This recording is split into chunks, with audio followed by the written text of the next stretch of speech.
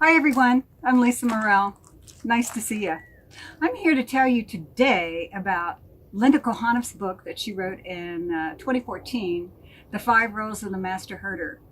I feel that with all of us getting back into the workforce this fall, we might be a little bit out of practice in how to work with other people or how to be with other people.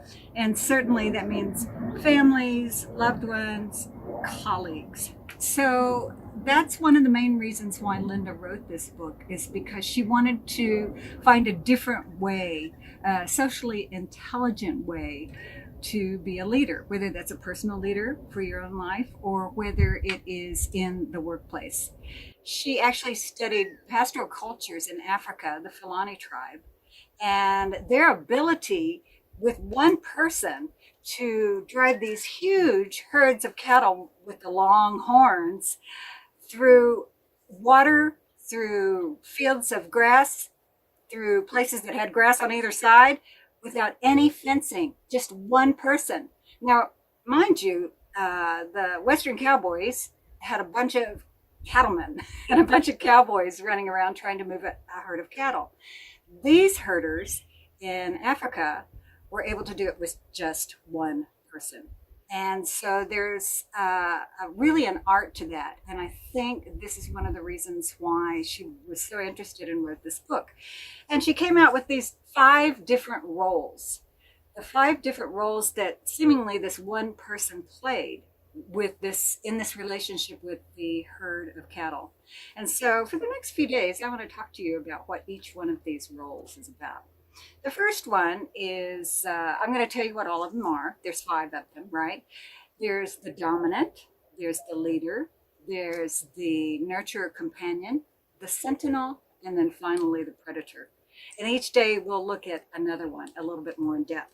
But let's start with the dominant. Dominant kind of has a bad reputation. It's one of those roles that a lot of leaders think that is the best role to have. In fact, when I did all of my consulting all over the world in so many years, I found that if leaders, whenever they took questionnaires or any kind of way to look at their leadership, if they weren't in the dominant category, they didn't feel like they were a very good leader. So there's some interesting things about dominant. A lot of people who have come and studied this before with me, the five roles of the master herder, have found that they actually have a very negative connotation of dominant and what that means.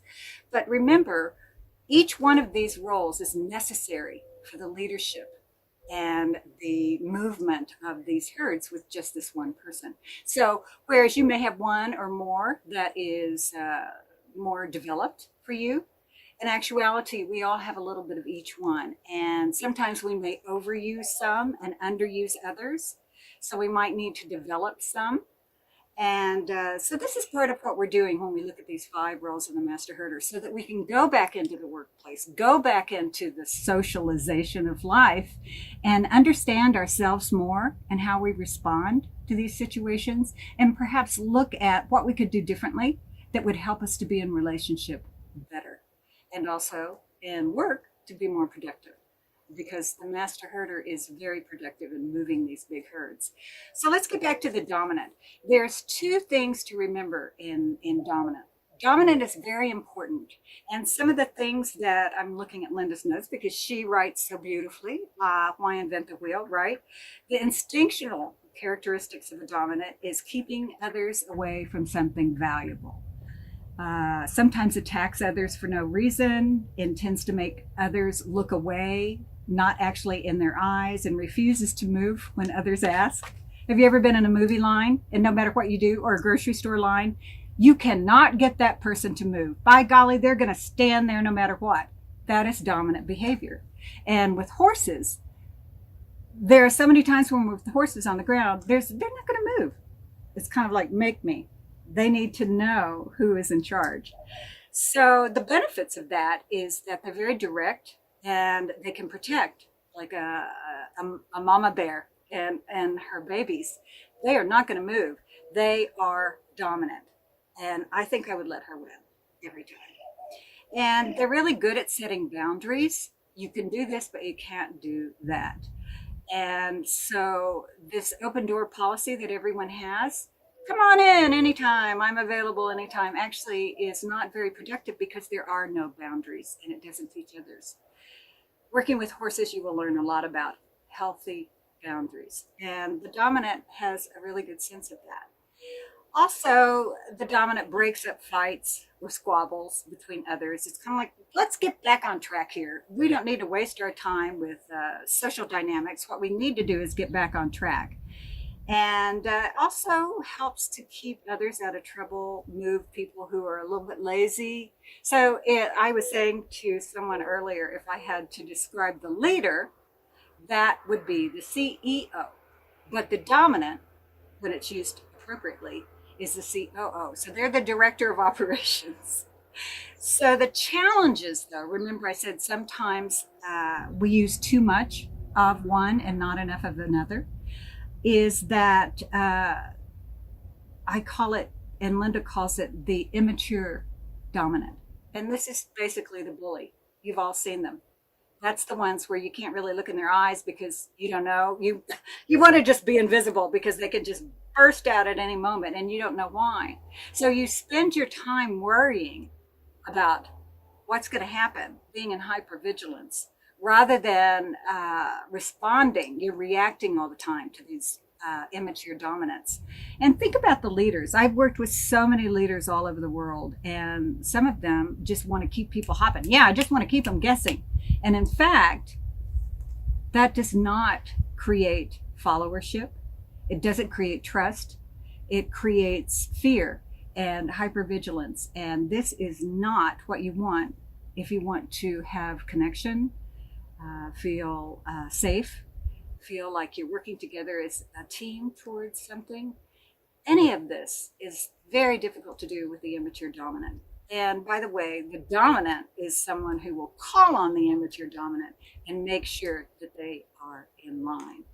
So one of the things I want you to remember is dominance is positive. It's part of everything. It's part of leadership, but we need to use it thoughtfully. Again, because it stops unproductive behavior in groups. Remember the squabbling.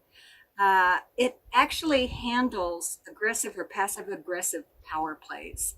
There's so much time wasted and energy wasted on all of these games and manipulations that people play in the family, in relationships, and in the workplace. And so the dominant helps to keep that under control and also motivates the lazy individual. I have definitely seen dominants in the herd go up and he does not want to see this one horse just standing there.